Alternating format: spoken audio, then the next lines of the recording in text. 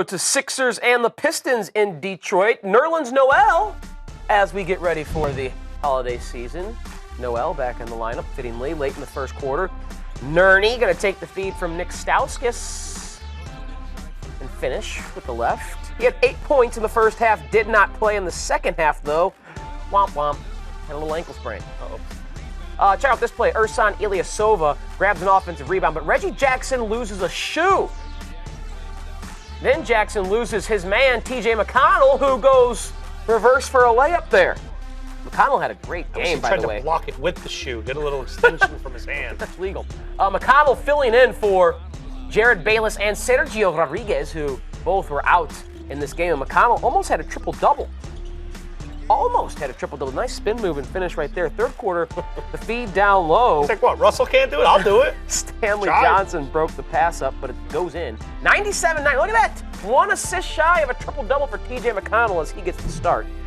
Sixers allowed the fewest first-half points tonight that they have all season. Again, did not play with Joel Embiid, but Jahlil Okafor and Nerlens Noel for the first time played, though Noel might be sidelined for a little bit more with a sprained ankle. Yeah. What do you want to see out of this mishmash of Philadelphia talent? Because once Embiid starts playing 30-plus minutes a game, and if Noel is back and Okafor is back, it seems like there's two. And then don't forget Ben Simmons. Yeah, that's what I really want to see. I want to see them kind of figure out some identity so that when Ben Simmons comes back to this team, that they kind of have a little bit of a routine and they know who their go-to guy is coming out of the locker room at halftime, who their go-to guy is when they need a bucket down the stretch. Now, that's going to be Embiid, you'd think, and certainly as they let the reins off slowly but surely, there's no reason to rush him into 30-plus minutes a game. That's not going to happen for a little while, and I'm fine with that. Even if I'm a Sixers fan who's so patiently waited for this process to unfold, as you've been trusting it all along,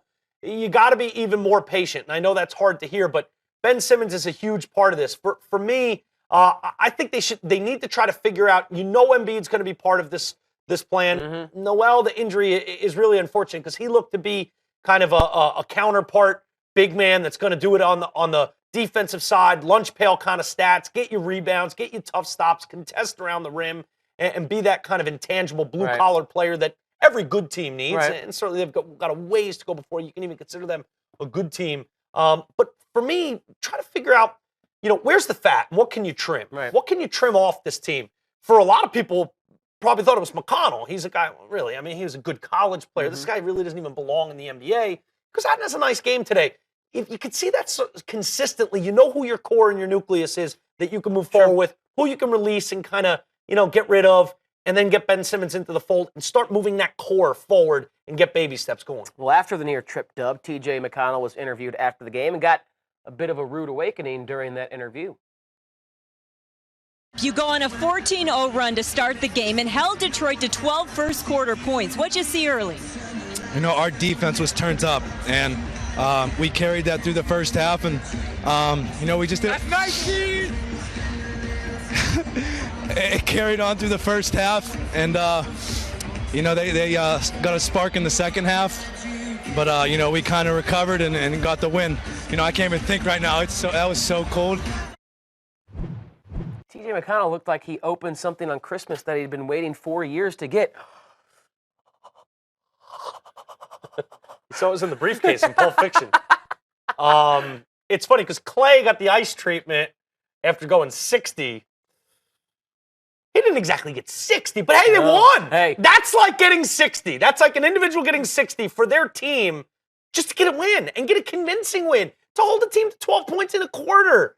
That's what I'm talking about with baby steps. You have to temper your expectations and not think, where's a 5-game winning streak? Let's get a 5-game winning streak. Why can't we get someone who has 45 points? It's not going to happen. Just put together, get one good performance per week that you say, all right, I'm starting to consistently, every single week, see the makings of a team that can figure it out and maybe go on the road and win one. Home court against a team that's definitely better than the Sixers. Hold your own home court when you're home for a couple games in a row.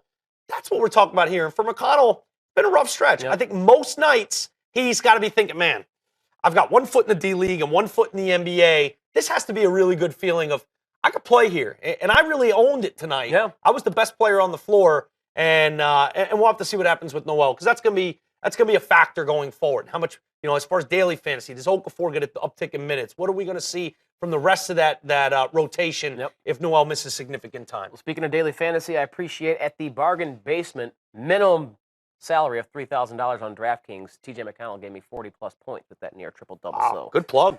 I am happy to say that I rostered him, knowing that Rodriguez and Bayless would be out. McConnell delivers, and the Pistons get a win on the road the Sixers get a win on the road, against the